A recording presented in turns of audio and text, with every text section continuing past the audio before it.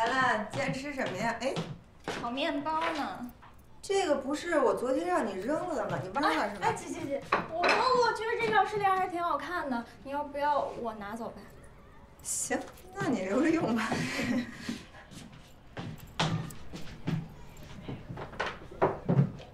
姐，昨天那人谁啊？一个流氓。流氓？我觉得他还挺斯文的。斯文带泪呗。他是不是喜欢你啊？大半夜为个钥匙扣跑咱家来。他喜欢我，我谢谢你，兰兰，求求你饶了我吧。姐，你咋这么烦他呢？我能不烦他吗？兰兰，你知道咱们为什么从那个房子里被赶到这边来住了吗？都拜他所赐。真的啊？他谁啊？这么大本事？他叫陈硕，银行那边代理律师。哦，怪不得。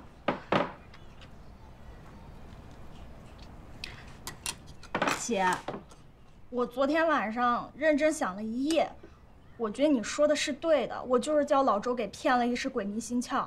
我现在决定了，我要离开老周。真的？给你鼓掌，给你赞。你真的想通了？我真想通了。太好了，那你就好好学习吧啊。那我跟老周断了，我这身上也没钱了，我就想找个工作，养活一下自己。那法律班我也耗不起了。那你的意思是说，你就不想去梅老师那儿继续上课了？再回去上课，我也不知道什么时候能把司考过了。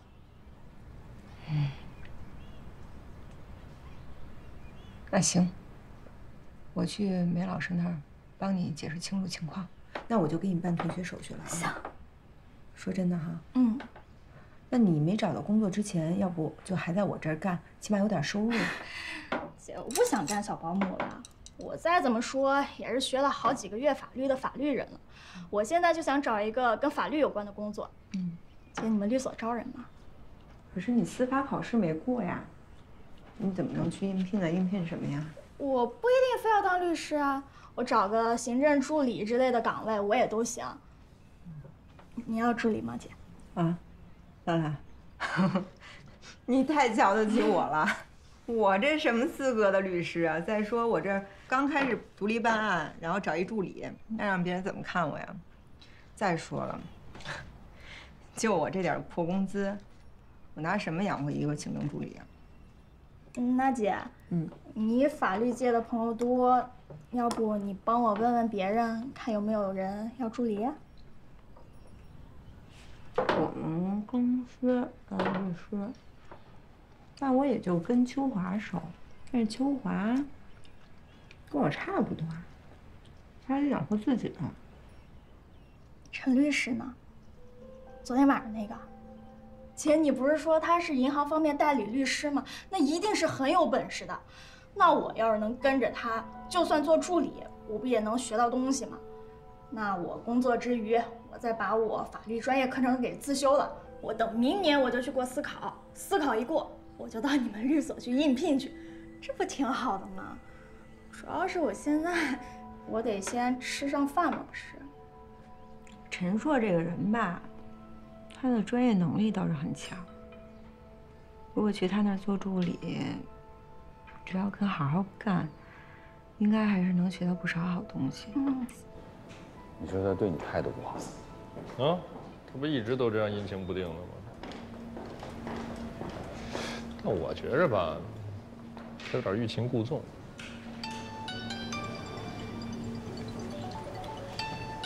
唉。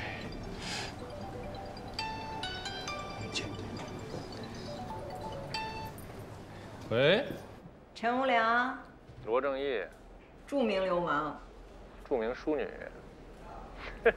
哎，你可真行哈！这都死到临头，你还能笑得出来啊？说吧，你找我什么事儿？哎，陈无良，谢谢你关心我啊！昨儿还专门来看我，走了以后我还难过好久。这个时候能来的，那都是患难知己啊！啊，我罗英子一辈子都忘不了。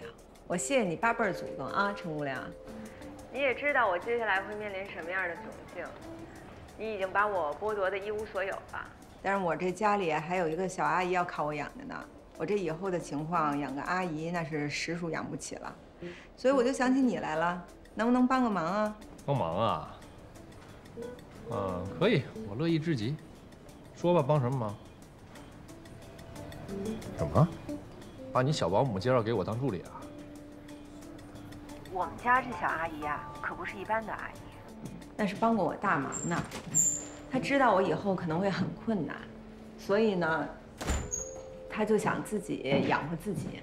那我说给她找份工作吧，在别人那儿打工我也不放心。那昨儿你不是来了吗？我就想起你来了。哎呀，自己都快没地儿住了，还操心别人。那行吧，反正我也一直没有过助理，你让他过来吧。哟，那就这么说定了啊。那我一会儿就带他去找你啊。谢谢你啊，陈无良。成，你把兰兰介绍给陈硕了？啊，咱们所他又进不来，我只能介绍到陈硕那儿了呗。是你提出来要给他介绍的，还是他自己提出来的呀？兰兰自己啊。罗英子，你可别怪我没提醒你，你这可是在玩火。不是你见过这种女人吗？啊，自己连片屋瓦都快没了，还养个小保姆呢，你说？哎，那我倒无所谓，我当扶贫了。我觉得他要不用这小保姆，直接开了不就得了吗？派你身边干嘛呀？甩包袱呗。不是，我觉得不是这么回事儿。我觉得有戏。你成天给他挖坑，这回他没准自己能跳。那我也没说错呀，没人能逃过我的魔爪。你们家这兰兰可不是个简单的女孩，野心大着呢。这陈硕呢，更不是一个一般人。你把兰兰送到陈硕那儿，那不是羊入虎口吗？这陈硕他再怎么着，他也不会对一小姑娘下手啊。反正我提醒你了，你可得慎重啊，你可惹不起这兰兰。那我就再多上点心呗，多看着点他们呗。哎，我这收拾完我就撤了啊。去哪儿啊？去找陈硕呀，我要把兰兰介绍给他呀。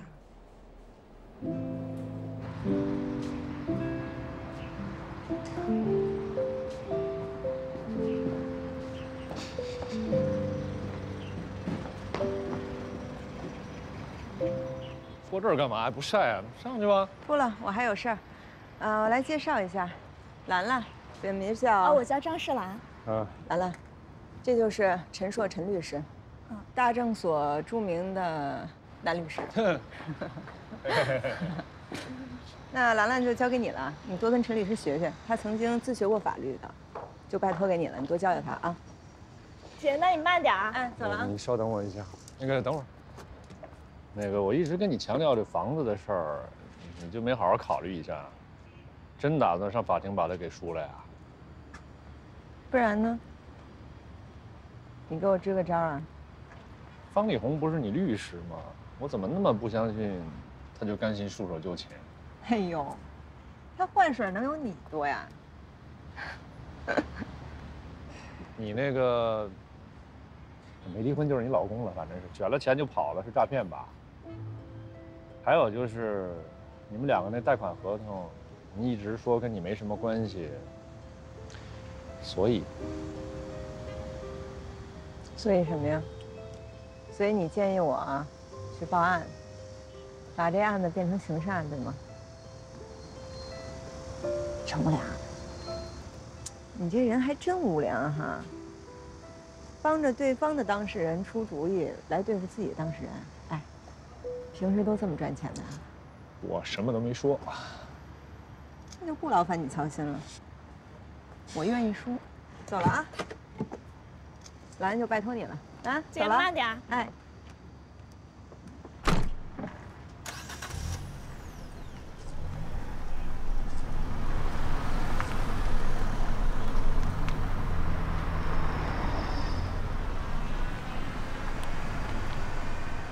硕哥，那咱上去呗。你叫我什么？你不是叫陈硕吗？硕哥。你现在是我助手，我是你老板，以后叫我陈律师，要尊重一些。还有就是，反正在我们所上班呢，你这套衣服不是很合适，以后注意点着装吧。哪不合适？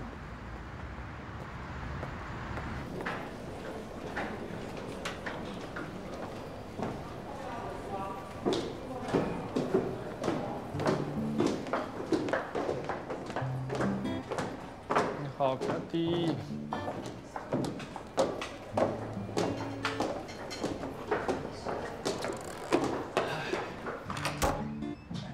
那进来吧，我介绍一下啊，这是薛律师，张世兰啊，这以后也是你老板啊，我们两个的事儿你全都过来。啊。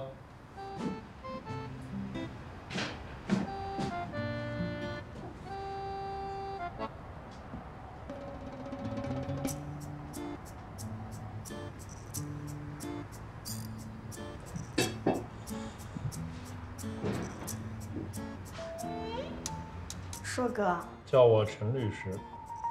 啊，说吧。那我就坐这儿呗，我坐您对面。你是助手，你的工位是在楼下。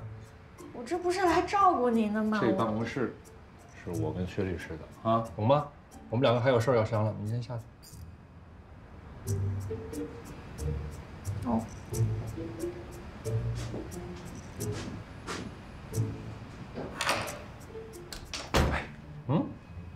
这是罗英子的保姆啊。哎呦，这品味也太差了，衣品有点弱，袜子也不得行啊。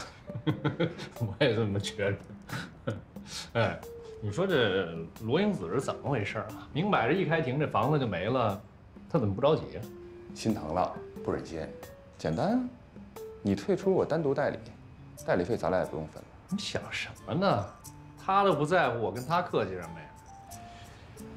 我可提醒你啊，你要是把她房子打没了，这女的你就一辈子都追不上。我还就不信呢。不是有那么一句话吗？不打不相识。咱俩走着瞧啊。走着瞧。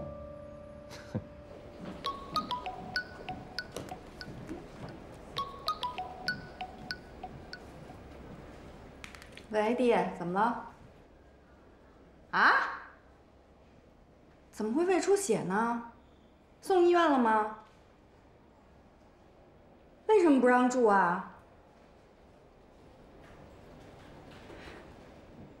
那你现在给我打电话有什么用啊？我离你600、700公里呢，你跟人大夫好好说说呀。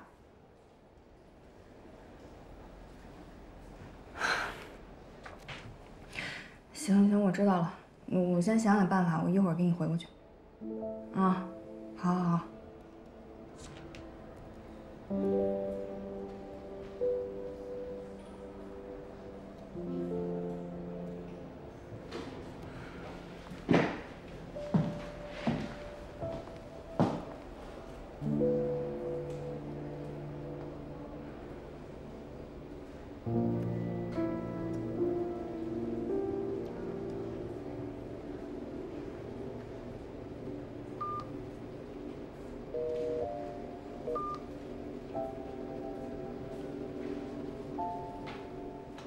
以后不管咱俩是什么关系，请你给你爸打一个电话，让他以后不要再给我们家帮任何的忙。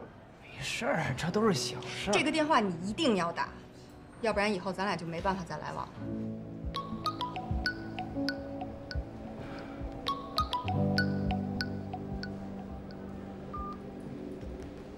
秋华，你刚才给我打电话了？哎，是我打的。啊，你这会儿说话方便吗？啊，不好意思啊，那个什么，家里突然有点急事儿，我可能得麻烦你一下。我妈胃出血，住到咱们县里医院了，现在在走廊上，住不进病房里去。你能不能帮她？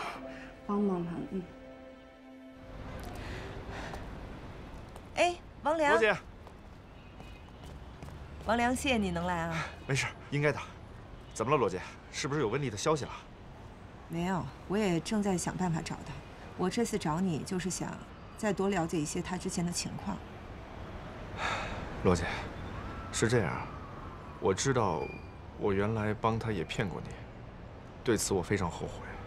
可我真的把我知道所有关于他的事儿都告诉你了。可你们毕竟是谈过恋爱啊，你不可能就对他了解那么少吧？我们是谈过恋爱，可是我对他真的也不太了解。他几乎也什么都没跟我说过。那他不说，你就不问问他？我怎么可能没问过呢？那个时候，我都想跟他结婚，我问了好多，关于他家里边，他父母，我还一直想着什么时候约着他爸妈跟我爸妈一起吃个饭。他后来一直搪塞我，最后也没说出个所以然来。哦，对了，一提他父母，我想起来个事儿，我之前不是跟你说过，我爸帮他办户口吗？后来我在我手机里边找到了一张他的身份证照片。哟，那太好了，你给我看看。你看，青阳人，86年的。那他还好意思管我叫姐？王良，你能把这张照片发给我吗？行，我现在发给你。谢谢。罗姐，还有个事儿，但我不知道对你有没有帮助。你说。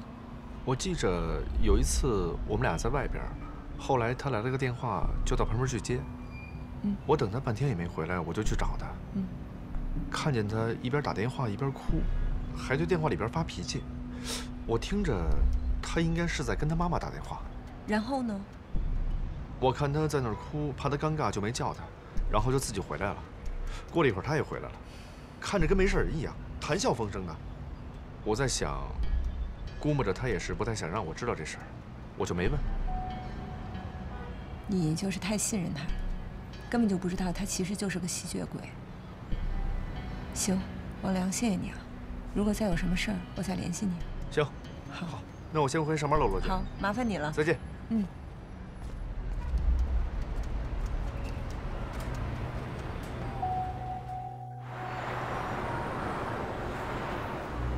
青阳人，身份证上是这么写的。身份证如果没造假的话啊。那你下一步有什么打算？秋华，你去过青阳吗？听说那边的面特好吃。哎，忙完这一阵儿，我请你去趟青阳吧，咱吃吃面，喝喝醋，啊，全当旅游了。不用你请，我有钱。那行啊，那就这么说定了啊。你别光想着去青阳，你也想想咱们眼前这个案子。哎呀，不是都做好准备书了吗？那还有什么呀？这事儿给方力宏压力不小，连输2阵。我听到所里有些人说，他为了钱什么都不要。到了他这位置上，面子比什么都重要。我觉得空了，你还是跟他解释一下，让他谅解。我还解释什么呀？我这该解释的我都解释了，我老解释，我累不累啊？我不解释了。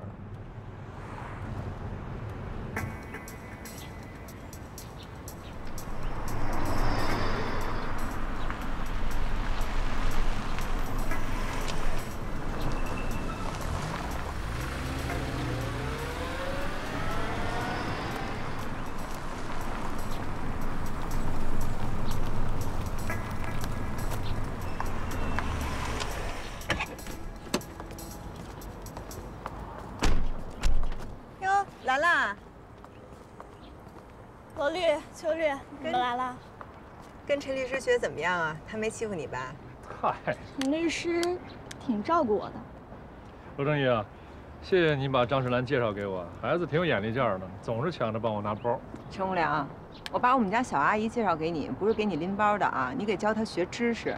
罗律师，我现在也是律师助理了，别一口一个小阿姨，小阿姨。好好好，我不对，我不对。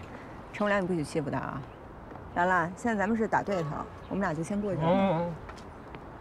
真打算把房子给输进去？那就看你的了。你要真想这么做，我也没办法。陈律师，啊，罗律师可厉害了，你要是跟他打对头，可得小心点儿。他怎么厉害了？她发现她老公跑了，给她留了一屁股债之后，第一件事就是把她婆婆住的那套房子给卖了，他就用那些钱还了私人贷，剩了个零头，又自己买了辆小轿车。那是挺厉害。那还是陈律师您更厉害。给老薛打个电话，看他到哪儿了。哦。判决如下：原告民商银行云阳支行对被告刘明、罗英子名下位于京北市云阳区蓝海国际 A 座 D 栋1401号房屋折价或拍卖、变卖所得价款，享有优先受偿权。本案受理费由被告承担。抱歉啊，英子。王律，已经不是我们的了，没什么抱歉的，我愿意的。被告方要不要上诉？我们商量一下再决定。好。可以评吧。你的事情越快翻篇越好，还有15天呢，你再等等看。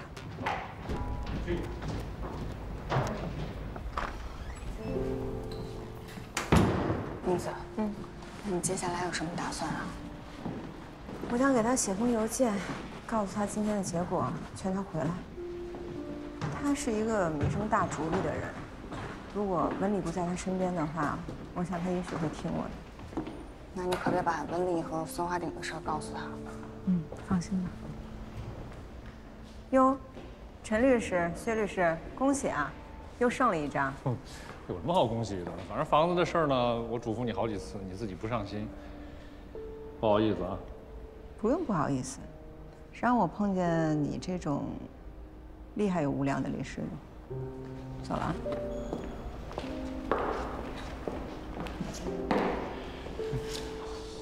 房子都输了，眉头都不皱一下。就是啊，奇怪。咖啡。哎，谢谢啊。张世兰啊，你之前说罗英子卖过房子是吧？啊。除了这事儿，还有其他事儿吗？事儿是哪方面？算了，也没事儿，就是觉得他怎么这么容易就认输了。嗨，那还不是陈律师您太厉害了。那也是。哎，好了。秋华。张全全，哎，英子，我给你介绍一下。你怎么来了？今天表现真不错啊，送你的花。花干嘛呀？瞎浪费钱。啊，我给你介绍一下，这是我搭档罗英子，这是我老家的初中同学张全全。你好。你好，张全全。那个，这房子就这么输了？啊，没办法，也许命中注定就不是我的吧。那个秋华，我先走了啊。啊？好，再见。慢点啊，改天一起吃饭啊。哎。全全，谢谢你啊。我妈住院的事儿给你添麻烦了，要没有你，我还真不知道该怎么办了。再跟我这么说，我真生气了啊。那你说了，你这以后这种家里的事儿就找我。那个有时间吗？请你吃个饭。哦，应该我请你，你帮了我这么大一忙。请我什么呀？你请我，走吧。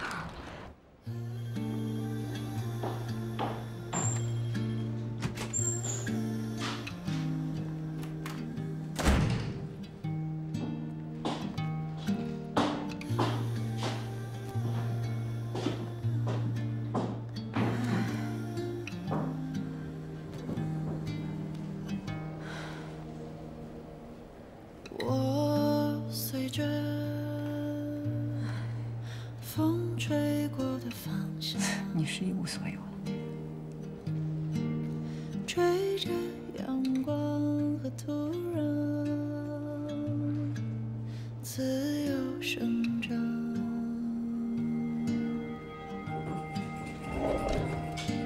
可总会有弯路，多一些脚步，黑夜只是清晨的雾，随它。六明儿，你把我的微信和 QQ 都拉黑了，邮件是我唯一能联系上你的方式。我今天给你写这封邮件，心中无悲无喜，无怨无恨，只是想把事实告诉你。我刚从法庭开庭回来，我们曾经共同的家马上就要被法院执行拍卖了。用来偿还你临走的时候从民商银行贷的1000万和利息。到此为止，你拿走的全部银行贷款和借下的私人贷，我都已经替你还清，而我也被你剥夺的一无所有。我今天把这事告诉你，不是要控诉你，毕竟夫妻一场，有时候想起这些事来，只是觉得心中颇多不解。多希望有一天能见到你，我们平静地坐下来谈谈，到底是为什么？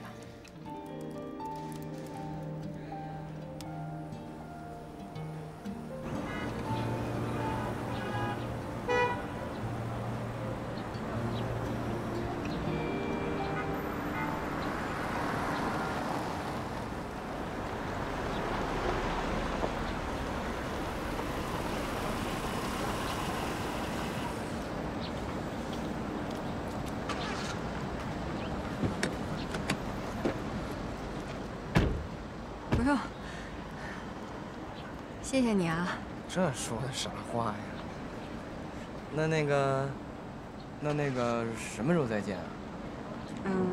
我最近挺忙的，我回头再给你打电话吧。行。那我先进去了啊。哎，那个就是家里有什么事儿，还是先跟我知会一声。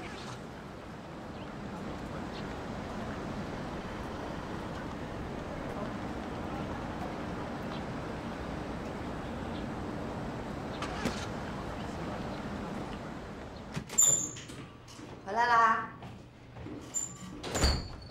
舅妈。我得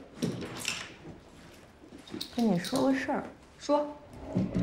你那个张全全，你确定要跟他发展关系了？啊？不是，那你的事儿啊，我也不该干预。啊，我就是觉得呢，你配得上更好的。你知道吗？前几天我弟给我打了个电话，我妈突然胃出血，送到县医院，结果躺在走廊上，住不到病房里去。我给张全全打了个电话，不到10分钟，我妈就住进最好的病房里了。那你就因为这个，你就跟他谈恋爱了？哎呀，谈恋爱对我这种人来说太奢侈。不是，你老是把自己看得特低。你说你从农村这么奋斗到京北来，这才几年时间，你就成为职业律师，然后手里还好几个单案子。你说这些事儿要都成了，你起码有10几万甚至几10万的收入吧？咱同龄人里面有几个能成为你这样的呀？你怎么就没资格了呢？那我这不是碰见你了，我运气好。我是真的没资格，我跟你是不一样的，我的钱不是给自己挣的。我之前不是跟你说过吗？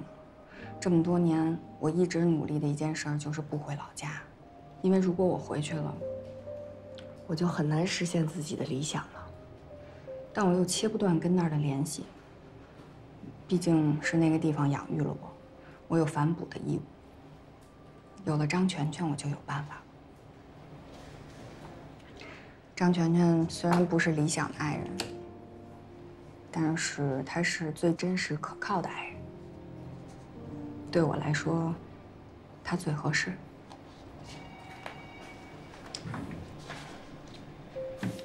你说这些我也都懂，哎，但是如果你真坚持，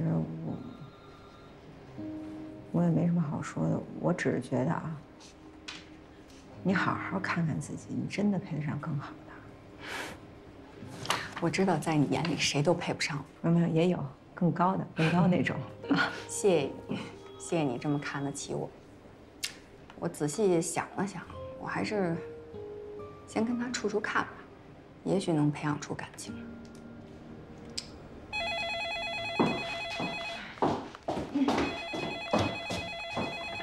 哎，说。喂，罗律师，来了个当事人，点名找您和邱律师。那你让他到会客室等我们吧，我们马上过来啊。好的。哎，谢谢。秋娃说什么来着？人家案子自己找上门来了，人当事人点名找咱俩呢，快点吧。还有这事儿？那看清自己，赶紧吧。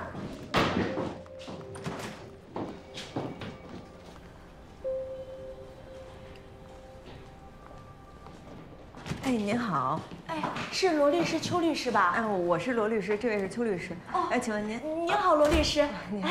您好，邱律师。你好，你好。哎呀，你们俩可真年轻，不过跟我想象的一样。啊，您坐。那个，您今天来是想咨询什么事儿吗？哦，我介绍一下，我姓马，我叫马丽丽。马女士您好。哎，我有一个惊天大案，想委托你们2位。哦，您说。我呢，是为我们家前夫来的。前夫？你们相信爱情吗？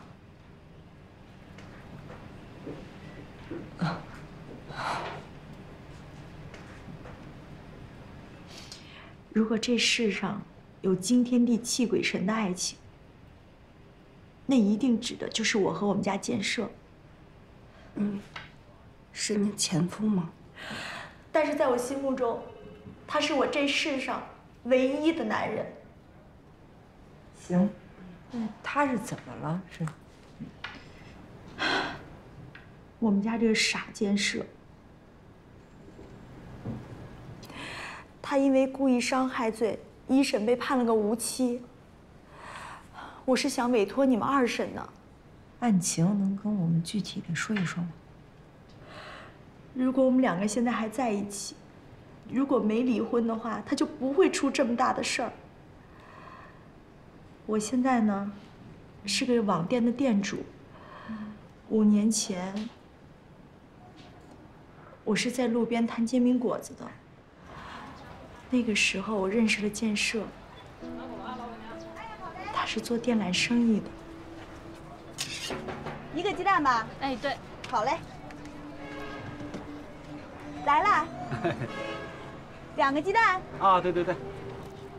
我俩就这样1来2去就好上了。来，哎，这是你的，要吧？豆浆还有吗？有啊，给你留着呢。我喜欢他厚道，他喜欢我努力。我们俩呢都结过1次婚，又都离了，谁也不嫌谁。认识不久以后，我们就结婚了。可他妈却不喜欢我，他觉得他儿子是做电缆生意的，却找了一个开路边摊的。他觉得我配不上他们家建设。妈，喝金酒。从我们结婚那天起，他就处处刁难我，逼着我跟建设分开。建设吧，又是一个特别孝顺的人，夹在我和他妈中间为难。我心疼建设，不想让他为难。所以我们俩结婚不到1年就分开了。可是谁成想，我们俩这一分开以后，让他闯了天大的祸。要早知道这样，就算他妈把我折磨死，我也绝对不会跟他离婚的。行，那个马女士，就是这个你们婆媳之间事儿，我们了解大概差不多了。您看这许建设这案子，您能不能展开了跟我们说一说？自从我们离婚以后，建设心情就不好，经常叫一帮朋友出去喝酒。那天，他又约着一帮朋友去喝酒。我不就是妞吗？就是不去行动不来。等。老板，大肠4瓶啤酒。我拿。那还可以。我要4瓶啤酒。嘿，一妞不错啊，哥给你拍来啊。谢谢。哎，找死啊！妹妹，陪哥喝一杯来。干嘛呀，胖子？哎，你害羞什么呀？拍这么大，你知道这妞是谁吗？啊？我管你谁呢？谁拍着谁的？你哪儿？你知道我是谁吗？知道我是谁吗？你干啥？你真打呀！你倒回去！装什么装？要出来吧！打我死你！别装！啊！别装混！胖子！我气！胖子！别拿过来！我干嘛呀？建设说是为了拉架才跟上去的，可是跑着跑着就剩下他跟张胖子2个人了。再后来，他们2个人说的话就都不一样了。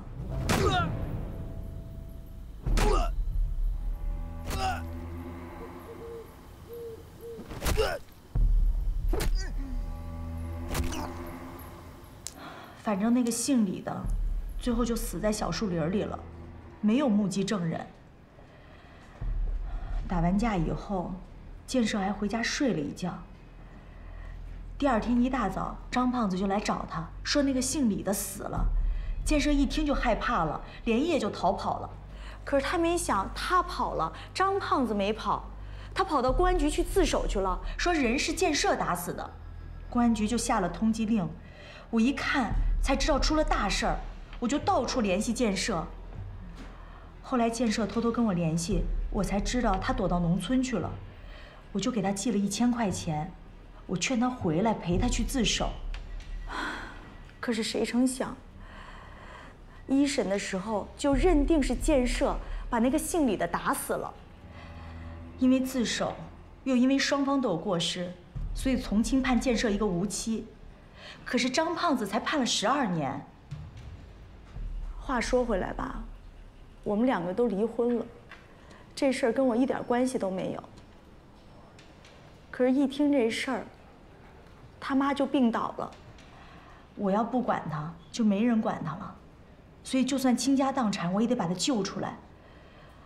我就是认为一审律师不给力，所以才给他判得这么重。前段时间我看了你们性骚扰和强奸那个案子，我觉得你们2个太了不起了，所以我才来找你们的。马女士，这个一审的判决您今天拿来了吗？哦，拿来了。你们如果愿意接的话，我再给你们看。哎，您这不给也没关系，我们就想看看案件事实是怎么认定的。好，那这样，马女士，您要不然在这儿坐一会儿，我跟邱律师我们2个人商讨一下，马上就回来。好，好吧。哎，您坐一会儿啊。哎，喝点水。谢谢啊。稍等。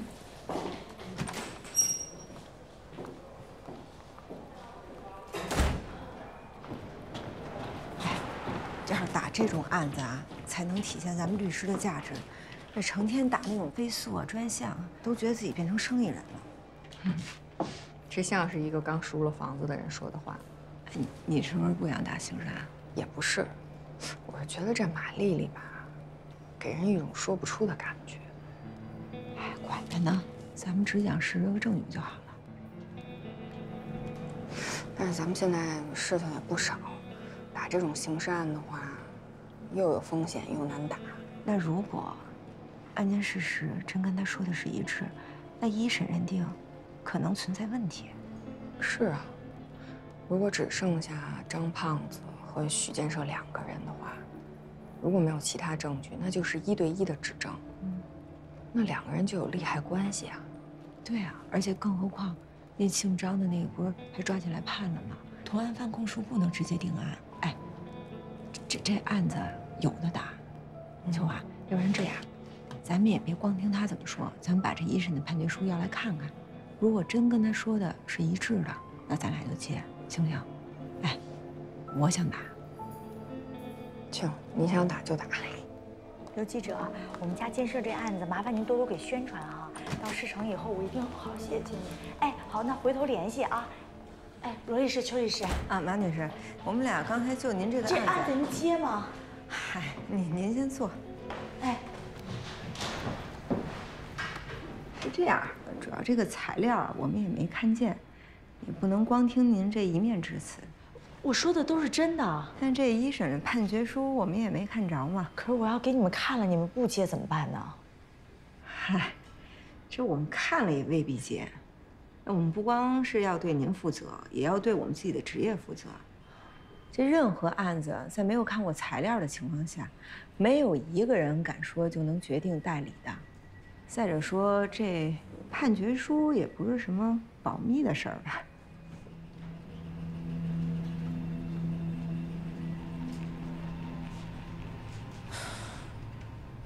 那行吧，我还是希望你们能把这案子接了。你们之前那性骚扰的案子，我觉得你们特别有正义感。马女士，这个案子我们按小时收费，总共预估50万。需要您先交30，然后等2审开庭以后再交上剩下的20。这么高啊！你们也知道，我就是一个小网店的店主。虽然我前夫他是做电缆生意的，但是我们离婚的时候我是净身出户，我1分钱都没拿。我是一定要救建设的，哪怕倾家荡产我也去救他。我去筹钱，但是这一下拿出30万，对于我来说挺困难的。咱顺序能不能颠倒一下？我先给你们个20万，然后等2审下来以后，我再付那30万。这样，我们呢先把这个1审的判决书研究一下，然后接不接的再说吧。另外还有一件事儿，马女士，您和许建设已经离婚了，所以就算我们接受委托，也不能是您来委托，需要他母亲来。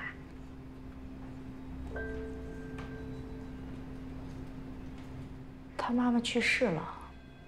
啊？建设这事儿一出了以后，他妈就病倒了。